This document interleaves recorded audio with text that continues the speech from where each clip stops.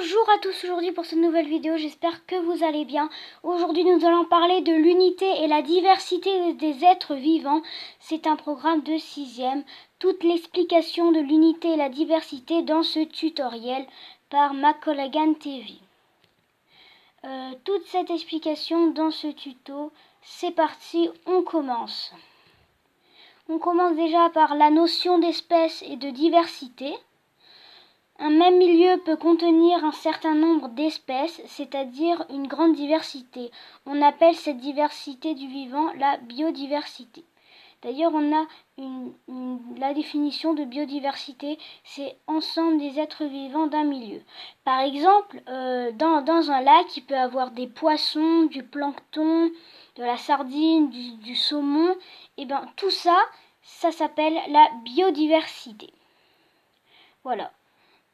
Donc on continue pour la notion d'espèce et de diversité 2, car là on venait de faire le 1 et bien là c'est le 2.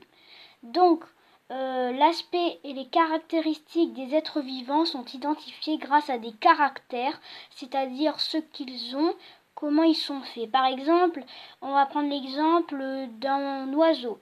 Et bien il a des plumes, il a un large bec, de petits yeux, et bien tout ça ce sont des caractères. Ensuite, les animaux d'un milieu possèdent des caractéristiques en lien avec leur milieu de vie. Oui, bien sûr. Car par exemple, un poisson, il a des nageoires pour nager dans son milieu de vie. Donc, il possède des caractéristiques en lien avec son milieu de vie, c'est-à-dire les nageoires dans l'eau qui lui permettent de nager. Ensuite, on continue avec classer des êtres vivants. Donc les êtres vivants ont des caractères particuliers qui permettront de les classer. Ça s'appelle les attributs. La définition d'attribut, caractère qui permet de classer un être vivant. Par exemple, l'oiseau, il a un large bec et donc il sera classé. Il sera dans un autre attribut comparé par exemple à un ver de terre qui lui appartiendra à un autre attribut, celui des invertébrés. Ensuite, on continue avec classer des êtres vivants, ce coup-ci numéro 2, car on a déjà fait le 1. Les espèces qui partagent des attributs en commun sont réunies dans un même groupe.